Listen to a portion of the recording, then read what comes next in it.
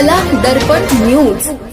करवीर निवासिनी श्री महालक्ष्मी मंदिरातील सुरू असलेल्या संवर्धन कामामध्ये गंभीर अनियमितता झाल्याचा आरोप करत शिवशाही फाउंडेशनचे संस्थापक अध्यक्ष तथा अखिल भारत हिंदू महासभा कोल्हापूरचे जिल्हा प्रवक्ते सुनील सामंत यांनी मुख्यमंत्री तथा गृहमंत्री देवेंद्र फडणवीस यांच्याकडे जाहीर निवेदन सादर केलं आहे. या निवेदनात मंदिराच्या मूळ ऐतिहासिक आणि पुरातत्वीय वारशाला अपरिमित हानी पोहोचल्याचा दावा करण्यात आला असून संबंधित अधिकारी, ठेकेदार, सल्लागार आणि अन्य जबाबदार व्यक्तींवर तात्काळ फौजदारी गुन्हे दाखल करून कठोर कारवाई करण्याची मागणी करण्यात आली आहे.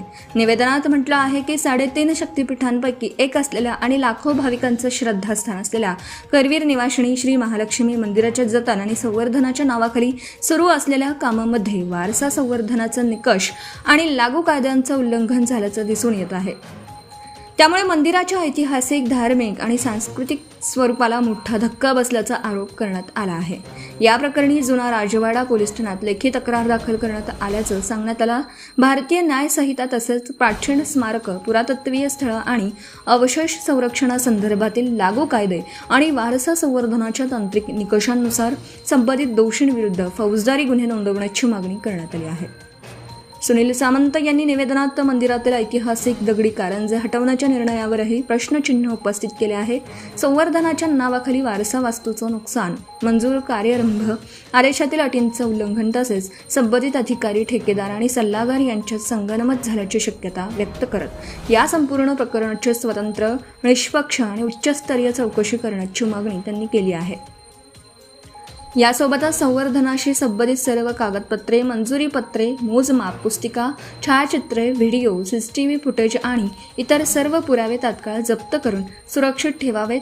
मंदिर परिसरातून हलवण्यात आलेल्या पुरातन मूर्तींचा शोध घेऊन त्यांची सुरक्षितता सुनिश्चित करावी. तसेच वारसा संवर्धन क्षेत्रातील स्वतंत्र तज्ज्ञांकडून वैज्ञानिक तपासणी करण्यात यावी अशीही मागणी निवेदनात करण्यात आली आहे.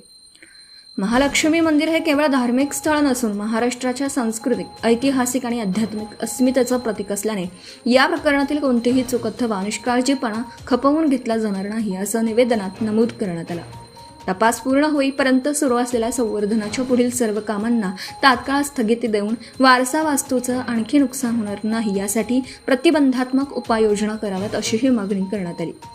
मुख्यमंत्री तथा गृहमंत्री देवेंद्र फडणवीस यांनी या संवेदनशील प्रकरणात स्वतः हस्तक्षेप करून संबंधित यंत्रणांना आवश्यक निर्देश द्यावेत, दोषींवर तात्काळ गुन्हे दाखल करून कठोर कारवाई करावी आणि मंदिराचा मूळ ऐतिहासिक वारसा जतन करण्यासाठी ठोस निर्णय घ्यावा अशी मागणी सुनील सामंत यांनी केली आहे. दरम्यान या मागण्यांवर 8 ऑगस्टपर्यंत ठोस आणि प्रभावी कार्यवाही झाली नाही तर 9 ऑगस्टपासून छत्रपती शिवाजी महाराज चौक कोल्हापूर येथे आमरण उपोषण सुरू करण्यात येईल असा इशाराही त्यांनी दिला आहे.